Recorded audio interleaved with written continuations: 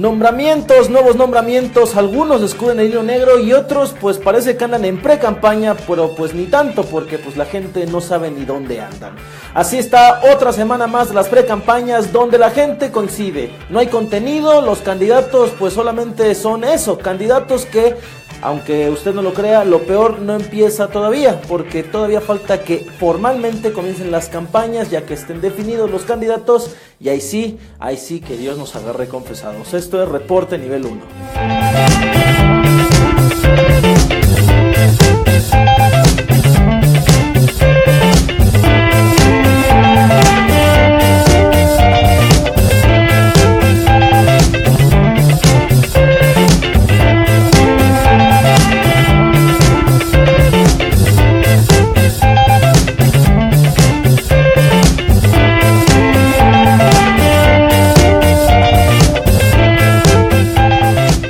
Comencemos por lo que fue la semana del precandidato del PRI, Verde Ecologista y Nueva Alianza, José Antonio Meade, quien esta semana anduvo muy movido en la zona centro del país, especialmente en la Ciudad de México y área conurbada. Esta semana estuvo junto al también precandidato de estos mismos partidos a la jefatura de gobierno de la Ciudad de México, Mikel Arriola, el exdirector del IMSS, donde ambos hicieron un ejercicio que a muchos pues quizá les pareció un tanto risible, por así llamarlo, pues resulta ser que Meade y Arriola dieron un paseo en automóvil en el tráfico de la Ciudad de México, donde descubrieron el hilo negro. Y fíjense que, ¿por qué lo digo? Pues resulta ser que abordaron un automóvil que condujo el propio Meade desde la Condesa en el Parque México y se trasladaron hacia Santa Fe. Exactamente, Santa Fe en la Ciudad de México, un área de difícil acceso donde todos sabemos que toma tiempo llegar y donde descubrieron el hilo negro. Meade y Arriola descubrieron que se podían hacer hasta 1 hora desde la Condesa hasta Santa Fe, lo que a la gente los dejó pues más o menos pues, así.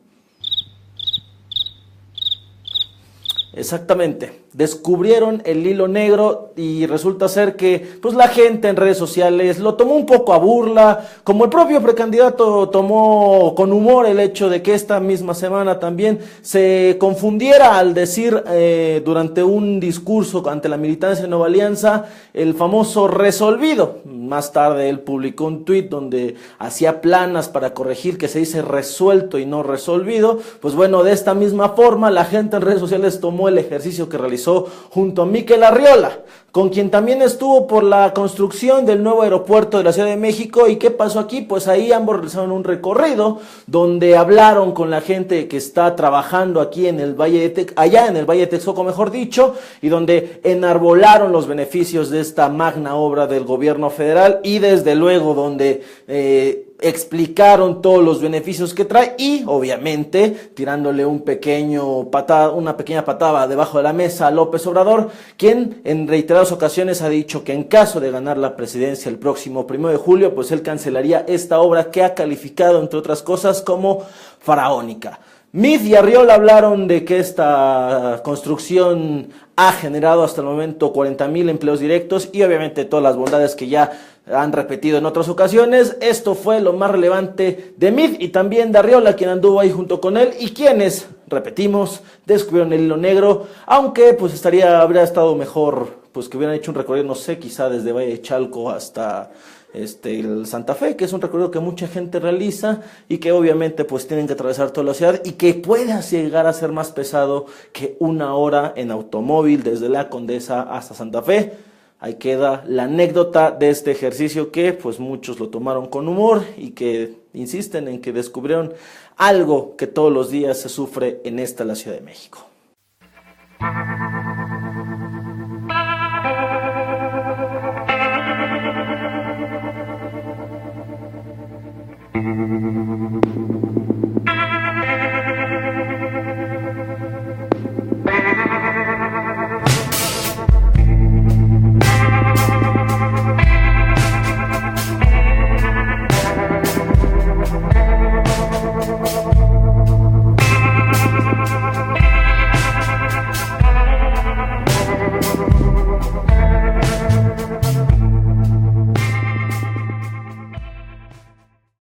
Ricardo Anaya Cortés, quien pues muchos se preguntan dónde está, porque en algunos medios de comunicación pues simplemente no pinta, no aparece, salvo cuando se habla de encuestas de preferencias electorales que en esta época abundan y que por cierto esa semana no fue la excepción, pues también hubo un par de encuestas por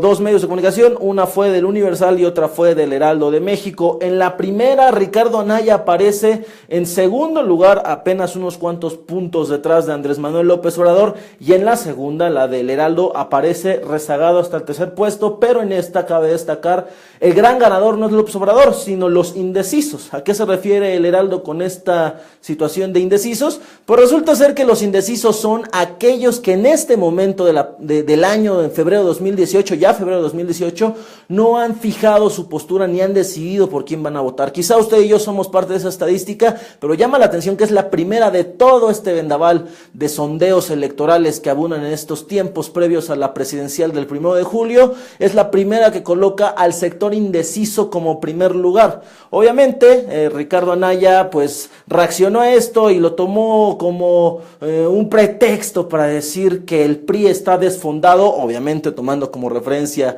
la encuesta del Universal donde aparece unos cuantos puntos debajo de López Obrador, y entonces esto ameritó la respuesta por parte del tabasqueño, quien le dijo que se esperara, que no se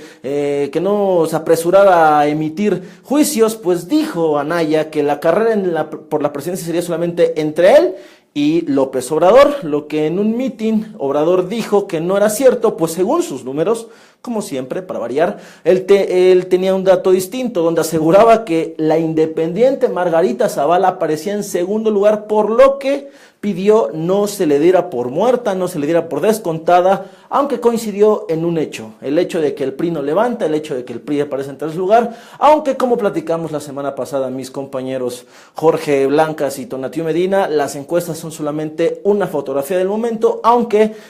ustedes nos regalaron opiniones que coinciden con ese hecho, aunque también nos mencionaron que las encuestas son capaces de medir un momento y de fijar una tendencia y de saber cómo está la situación en las preferencias electorales, sin importar que se hayan tomado en algún momento, si se tomaron en alguna región del país o en algún sector socioeconómico específico, si están bien delimitadas, si existe una metodología correcta. Esto es posible, aunque pues bueno, ahí entra la situación que platicábamos la semana pasada aquí mismo, Reporte en el 1, sobre si las encuestas son o no un aval o son un referente sobre lo que está pasando en este momento de precampañas electorales rumbo al 1 de julio. Ricardo Anaya también estuvo muy movido en la zona centro del país, donde también habló de la obra del nuevo aeropuerto de la Ciudad de México, en donde dijo que él, en caso de triunfar en la elección, revisaría los contratos de esta construcción y también tomaría a consideración el hecho de castigar si hay actos de corrupción,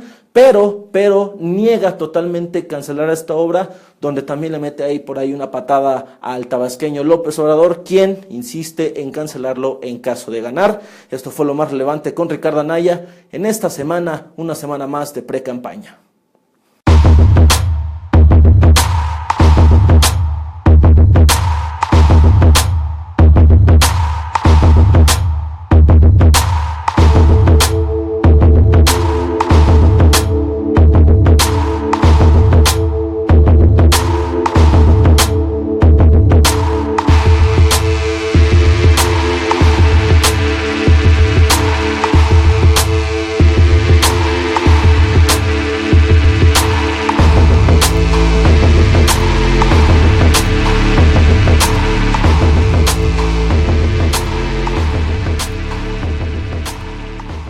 Y esta semana, ¿qué pasó con Andrés Manuel López Obrador? Pues lo más relevante fue que apenas ayer al sur de la Ciudad de México hubo una conferencia de prensa donde anunció a 5 coordinadores regionales de campaña. ¿Quiénes son estas personas? Son 5 personas allegadas a López Obrador, pero destacan 2.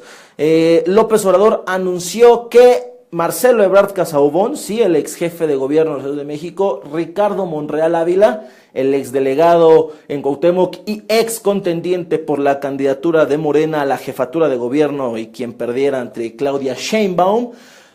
Rabindranath Salazar, senador de Morena por Puebla y quien fuera uno de los aspirantes a la candidatura de la gubernatura en dicha entidad y que finalmente quedó en manos de Miguel Barbosa Huerta. También presentó a Julio Scherer Ibarra y a Berta Luján. Estos 5 personajes son los encargados de vigilar, como dijo el propio López Obrador, vigilar la elección en circunscripciones. Esto quiere decir zonas, regiones en las que el país se divide y en donde destacamos el hecho de que Marcelo Ebrard y Ricardo Monreal están en 2 zonas donde Morena, históricamente en esta breve historia que tiene como partido, ha obtenido la menor tasa de votos, es decir, en el norte del país. Ebrard estará encargado de estados como Baja California Sur, Sonora. Monreal estará en otras regiones igual en el norte donde su natal Zacatecas está incluido, como Nuevo León, y es ahí donde Morena históricamente ha obtenido tasas de votación de entre el 1 y 2%,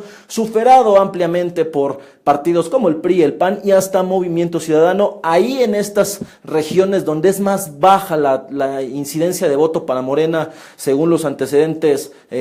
más recientes, es ahí donde coloca 2 figuras que hace tiempo eran totalmente allegados al círculo más cercano de López Obrador y quienes incluso llegaron a ser considerados en su momento como posibles miembros de su gabinete en caso de que triunfara. Pues no es así. Ahora ambos están en estas coordinaciones regionales y también ha habido voces que insinúan que estos son solamente migajas o son solamente un premio de consolación ante sus pasadas aspiraciones. Sobre todo el caso de Ricardo Monreal, quien negó esta declaración, este tipo de señalamientos, pues dice que su compromiso, pues cuando si no, no va a declarar otra cosa, es solamente con Obrador para el cambio de México, aunque negó, al igual que Marcelo Ebrard, que esté ahí a cambio de un puesto. Ebrard, fíjense, después de haber sido presentado por López Obrador, declaró que tenía muy buena referencia de José Antonio Meade, el precandidato del PRI, y que Ricardo Anaya para él era un enigma, pues apenas lo había visto un par de veces en toda su vida. Sin embargo, le sugirió algo que pues realmente se antoja imposible, aunque en la política mexicana nada lo es en realidad, pues que ambas fuerzas políticas, el PRI, el PAN y el PRD, en este caso la alianza que conforman estos 2 últimos partidos, se unan para poder aspirar a pelearle la posición inmejorable, en comillamos, que calificó Ebrard como la de López Obrador, quien aventaja según él con 10 a 15 puntos sobre la preferencia electoral. Esto fue lo que pasó ayer en el sur de la Ciudad de México, donde Obrador presentó a estas 2 personas a este grupo de 5 personas, quienes, entre los que destacan Ebrard y Monreal, quienes estarán a cargo de elevar la tasa de votación en las regiones que históricamente para Morena son las de menor incidencia, menor preferencia y donde buscarán pues que se afiance en la posible victoria o al menos recoger mayor cantidad de votos para los 17.5 millones que pretende obtener López Obrador con el fin de obtener la victoria el 1 de julio. La situación aquí es si realmente lo conseguirán estas 5 personas y sobre todo Marcelo Ebrard, quien estuvo mucho tiempo fuera de México tras haber salido del gobierno capitalino, y Ricardo Monreal, quien hace poco estaba en funciones en la delegación Cuauhtémoc y quien tras el pequeño conflicto, esta ruptura que muchos ven que generó dentro de Morena al pelear la nominación a Claudia Sheinbaum, habrá que ver si son capaces de esta difícil, complicadísima misión que les ha encomendado Andrés Manuel López Obrador, precandidato de Morena, Partido del Trabajo y Encuentro Social a la presidencia de la República. Con los independientes, pues resulta ser pues lo que ha sido durante todo este proceso de recolección de firmas. Pedro Ferriz de Con reclamándole al INE que investiga a los otros contendientes, a los 3 punteros, Jaime Rodríguez Calderón el Bronco, a Margarita Zavala y a Armando Ríos Peter, quien este último convocó al Bronco y a Zavala a que entre los 3 conjunten una plataforma única donde exista un solo aspirante independiente. Pues según las cifras de El Jaguar, como se le conoce coloquialmente a Ríos Peter, senador por Guerrero independiente, senador con licencia, Entre los tres suman un 15% de la intención de voto. Sin embargo, parece ser que Ríos no ha visto las tendencias de las encuestas y otros sondeos donde él apenas araña un 1-2%, donde Margarita y el Bronco se están peleando en un 4, 5, 3% y quizá en términos reales, pues entre los tres terminarían sumando un 9, 10% en un escenario muy optimista. Sin embargo, Armando dice que entre los tres pueden sumar un 15% y que podrían pelear por seguir subiendo estos números siempre y cuando exista un solo aspirante independiente. Los otros dos dijeron pues que sí, que iban a sentarse a hablar, pero cuando acabara el proceso de recolección de firmas, es decir, después del próximo 19 de febrero, donde al parecer, según las cuentas, según los reportes del INE que hace a diario, los tres, el Bronco, Margarita y Armando Ríos Peter, estarían apareciendo en la boleta electoral, dejando muy rezagados a figuras como María de Jesús Patricio, al propio Pedro Ferriz de Con y otros aspirantes, quienes en algunos casos resultaron una sorpresa y otros pues una total decepción, quienes aseguraban que incluso alcanzarían no solamente más de 1 millón de firmas, sino hasta 5, como fue el caso del comunicador Pedro Ferriz, quien hasta el momento ha acusado al INE de ser cómplice de una mafia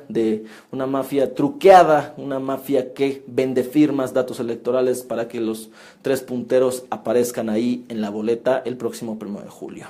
Y esto fue lo más relevante de la semana con los precandidatos, los oficiales, los de partidos y los aspirantes, que son una especie de precandidatos también, independientes a la presidencia de la República. De momento tenemos a seis posibles aspirantes que muy posiblemente, al menos 13 seguro, estarán en la boleta electoral, y de aquí en las próximas semanas, aquí en Reporte Nivel 1, seguiremos dándole puntual seguimiento para que ustedes estén bien informados. Yo soy Santiago Soriano, esto es Reporte Nivel 1 y por favor disfruten mucho su fin de semana. Aquí nos vemos la próxima. Hasta pronto.